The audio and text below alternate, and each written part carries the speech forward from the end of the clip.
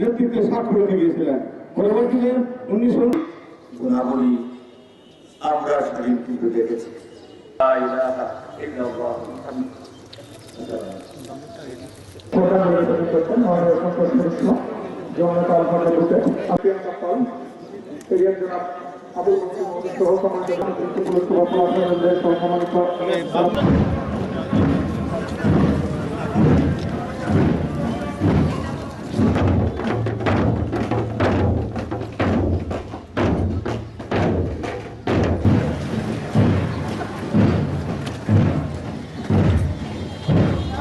উৎসর্গ করে জাতীয় শিশু দিবস ঘোষণা করেছে।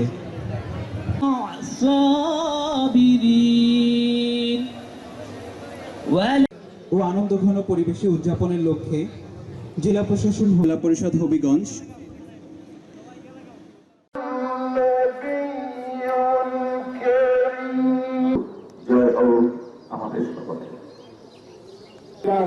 নেতৃত্বে সাক্ষ্য রেখে গিয়েছিলেন। পরবর্তীতে 1900 গুণাবলী আমরা স্বাধীন কিন্তু দেখেছি।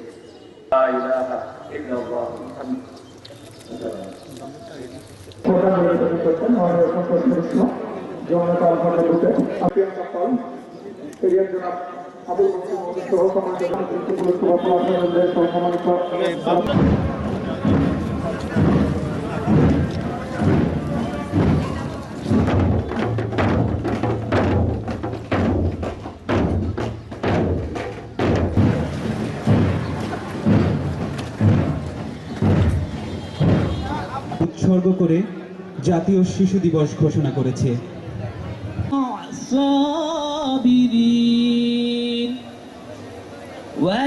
ও আনন্দঘন পরিবেশে উদযাপনের লক্ষ্যে জেলা প্রশাসন জেলা পরিষদ হবিগঞ্জ